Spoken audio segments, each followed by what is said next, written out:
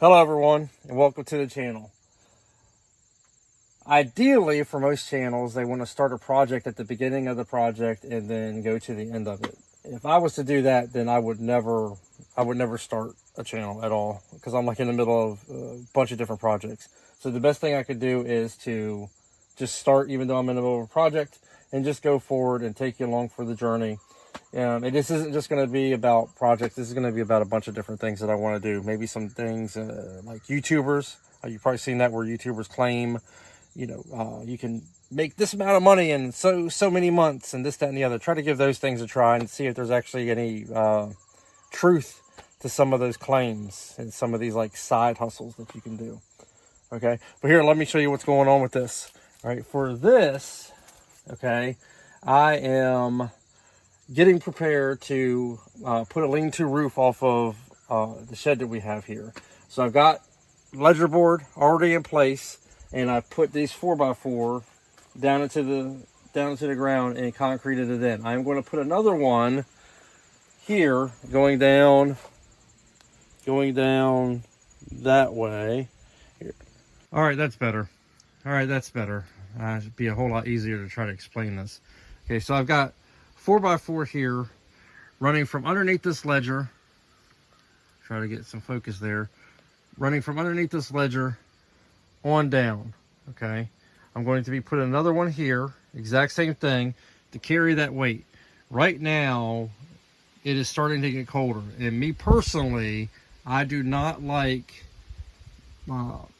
pouring concrete and having concrete set up when it's really cold out.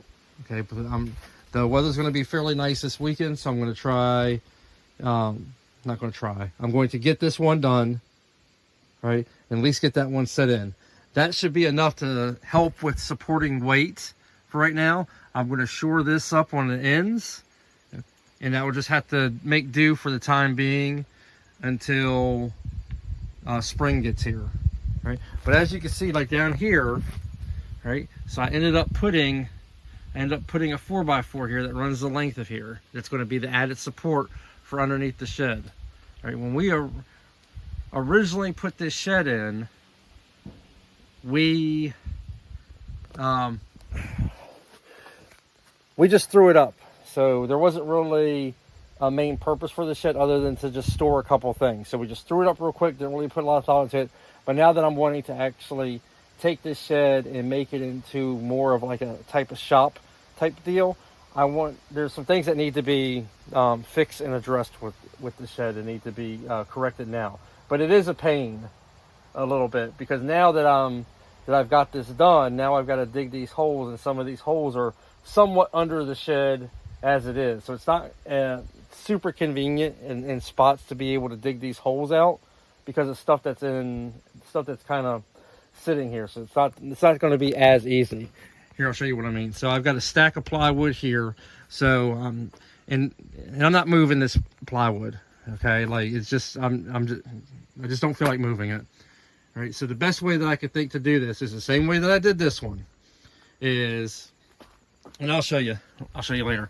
But I've got this bit that I just basically am calling my dirt bit, and I'm going to kind of use it as a post hole digger, just to basically go through in 6-inch increments down and break up the soil to make it easy to get the soil out of the hole. Okay, and just do it that way. And once I get down to the depth that I want, then it will be a whole lot easier going forward. Get the hole cleaned out, get my 4x4s in place where I need them to be, and then get it set up. I'm going to do that today, and then tomorrow actually get the concrete poured in, because tomorrow should actually be fairly decent weather. And then I'll just have to watch the weather going forward, because like I said, I have other things that I've got to do. But here's the other thing that I want to show you in regards to the shed and things that need to be done. That it's going to be a pain now, but it is what it is. But let's see, like if you can look down here, you can see where this shed is actually starting to shift a little bit. Okay, so the other thing that I want to do is shore this up, get some support under here, and just basically tough it out till springtime. And then once springtime gets here, dig these out all right, on each corner, and then I'm going to put 2 in the middle.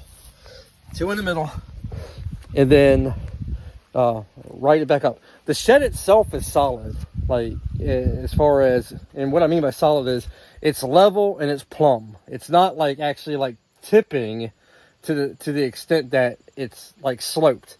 It's still square, it's still level, it's still plumb. It's just that you can just see the stress that's going on to the 4x4. So like I said, when we put this up, we weren't expecting too much out of it. We just did it real quick and was done with it. Okay, but it's better just to do things right the first time instead of just kind of whipping through it. But like I said, we always have projects that are going on here, so this wasn't that big of a priority. But now there's more that I want to do with it. So that's why the work that's I'm doing to it now, that's why it's being done. All right. With that being said, I'm going to go ahead and try to time lapse this, try to see if I know how to do it. And you can watch me dig this hole out. It's not going to be fun, but once again, I figured I'd take you along for this miserable ride and see what y'all think. Enjoy.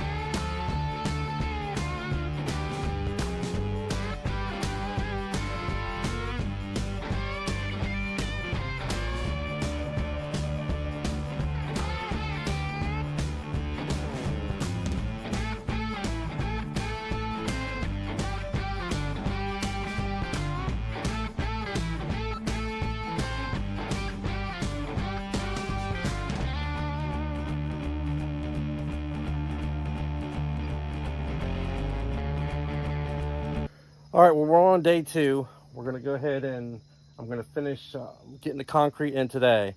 Yesterday, I was able to get the post into place. That way, that was all pretty much done. But I did notice something that I am going to have to take care of today, just simply because it's just something that I want to do, and I'll show you. So over here, I've got the post in place, ready to go. And then for the hole, I want to take off about another inch or so worth of area right here. I want to have a kind of a uniform hole size all the way around it, which works out good because I actually want to show you all how I get the dirt out of here as opposed to sitting here just trying to dig it all the time. Because if you've done holes before, you probably know that you can't get everything out with the shovel. As you're digging it out, it's constantly falling back in. So I just started doing this, especially for holes that are in areas that are tight. It just makes it so much easier to empty the hole out and just to be able to get it out. You're basically putting it into a bucket to an extent, and I'll show you what I mean. So what I do is I actually use my shop vac. I don't use this hose, obviously, because it's too small. But I do use my shop vac.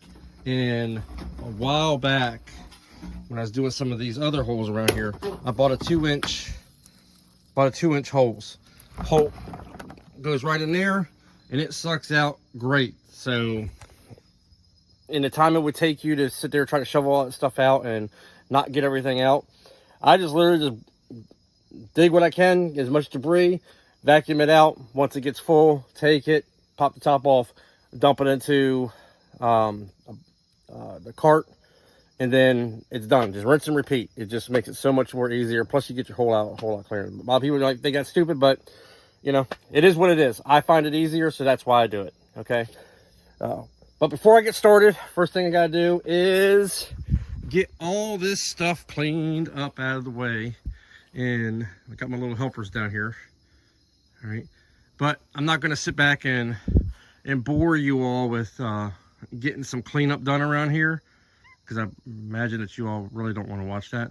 So with some little bit of editing magic, we will get it done. And just like that, she is finished. All right, got everything cleaned out of the way. I'm gonna go ahead and work on this hole, get that done. And then once I get that last little bit out off of the side, get it cleaned out, we will be ready to pour some concrete. All right, let's get to it.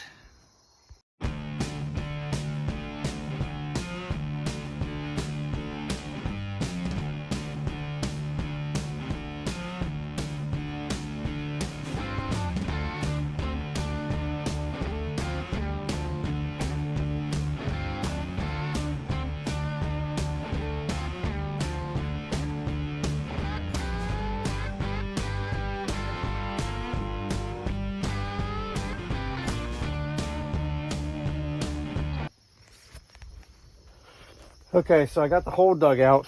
I'll go ahead and show you what I mean. So I went ahead and took off, it was probably about an inch and a half, 2 inches worth of side right there. Took that off. I have a uniform hole all the way going all the way around.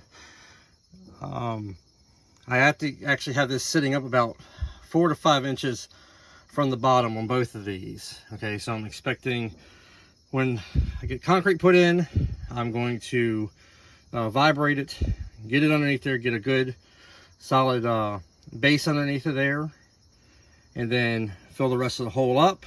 And I'm only worried about support downward. I'm not really too worried about lateral pressure or lateral strength for the most part, because like I said, I think once I get everything else done, everything should be fine. So as far as it shifting, it shouldn't be an issue. And the other thing is that this hole is probably about 18 inches down. Where we live at, we have a lot of shale, and it goes down for like a good bit. So when we dug like these holes here, we had to fight to get down to 30 something, 32, I think we did between 32 36 inches down there.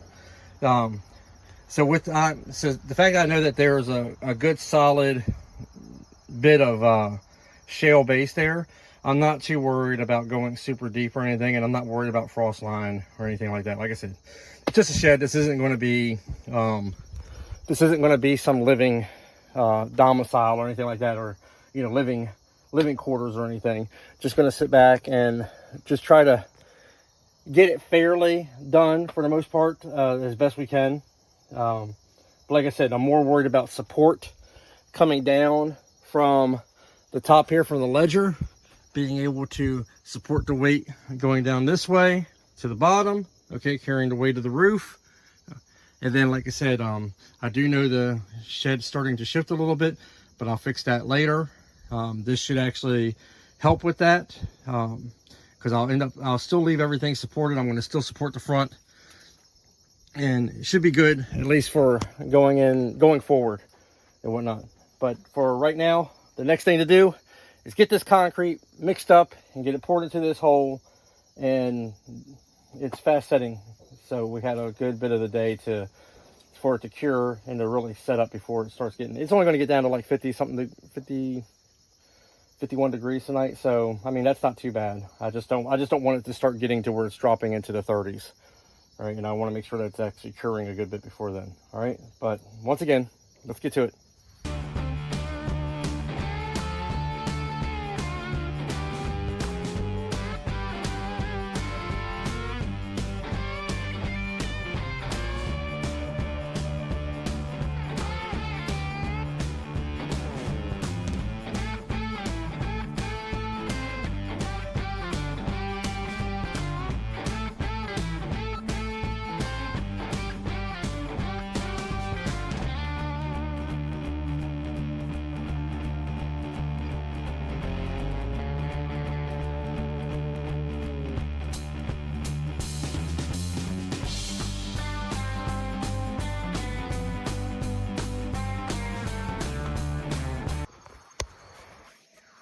All right, now all that's done. Now what we want to do is go ahead and get concrete poured, and then this will be done for the day. I can move on to doing something different, but that's where I'll probably end the video at. Like I said, just to give it something quick, just to put up as my first video on here. But using the old Gorilla cart, that thing is coming in handy so much. And this is another project all by itself, to get all this organized and put away. Okay, so don't judge me. Don't judge me. All right, but time to get this concrete done and get her in the hole. All right, let's do it. Okay, one thing I did go out and buy for this project is a concrete vibrating tool. Okay, all right, and that's to vibrate the concrete, gets it to settle, gets all the air out of it. All right, so I did try doing a DIY concrete vibrating tool using a multi-tool. So it's like an oscillating blade. I'm actually going to do another video on that, showing how to actually do that, but it's not ideal, and there's a crazy story that goes with that, and I'll put that in that video. But it did work when I did that.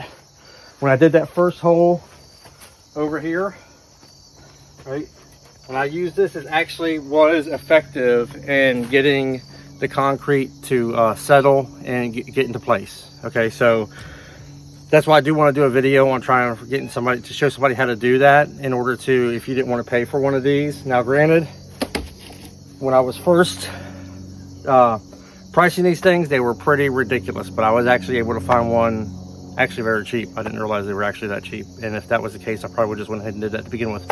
All right, but like I said, that's for another video. Let's get to this concrete.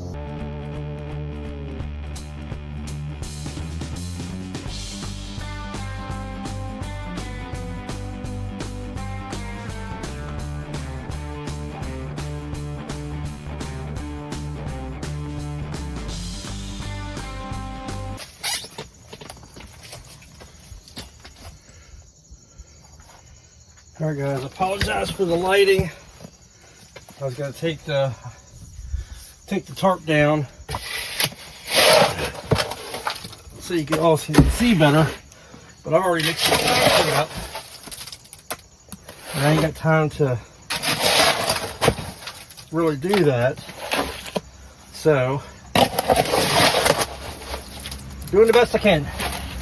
Doing the best I can. It's all good though.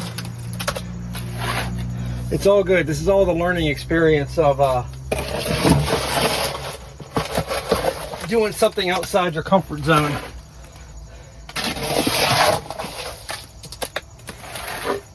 I've talked about doing this for probably a couple years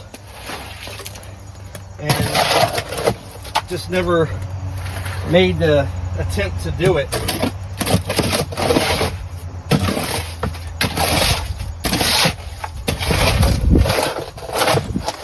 Mainly because whenever you go to do anything, I don't know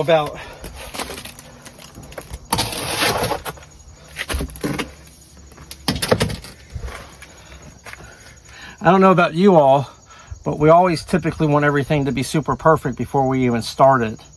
And I just made the decision this time that even though I'm in the middle of a project, even though I don't fully know everything about filming, editing, how to put together the story aspect of it, or any of that stuff, I'm just going to go ahead and do it and learn along the way. That's all I can do. And that's why I want to encourage you all, if there's something in your life that you've been holding off on trying to make an attempt to do, no matter what it is, don't wait for everything to be perfect. Just go ahead and give it a shot, and if you fail at it, figure out why you failed and keep on working towards your goal. Okay?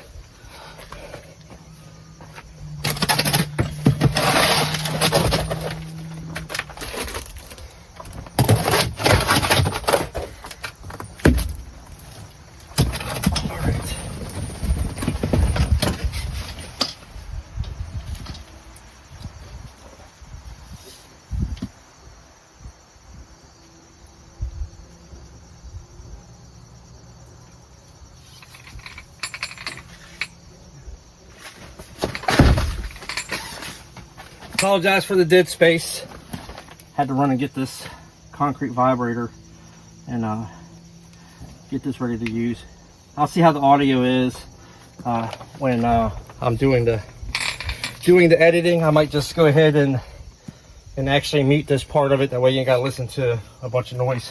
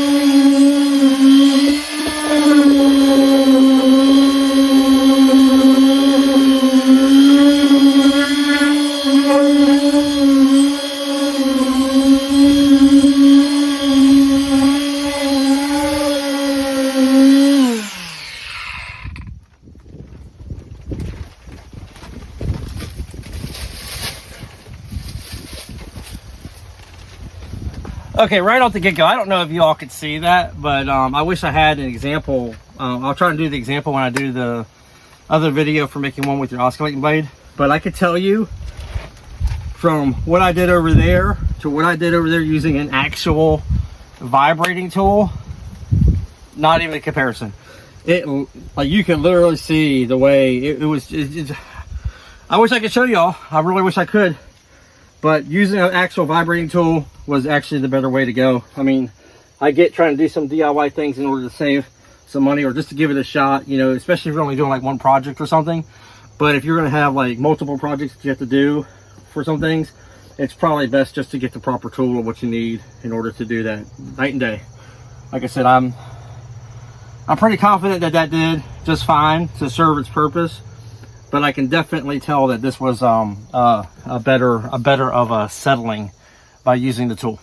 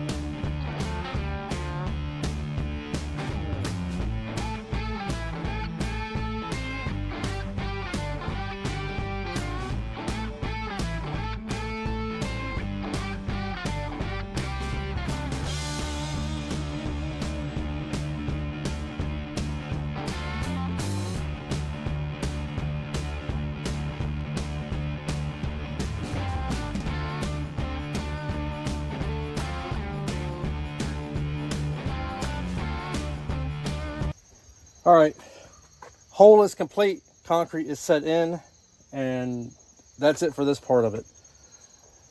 Hopefully within another week or so, go ahead and get some 2x6s in order to start creating rafters to go ahead and put this lean-to roof on. Hopefully, we'll see, Lord willing. But that's where I'm going to wrap up the video for today. I did not vibrate the top part. Okay, the main reason I didn't is because I'm really too worried about that. I mean, I packed it in there, but the main part that I wanted to be vibrated was the part that was going to go underneath where the 4x4s were, because I wanted to make sure that that void was filled as much as possible. That way there's as much support as possible, right?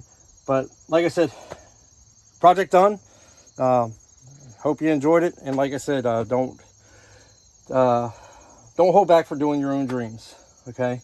And I don't really have an outro. I've seen a lot of people just sit back and just abruptly end their video. So with that being said,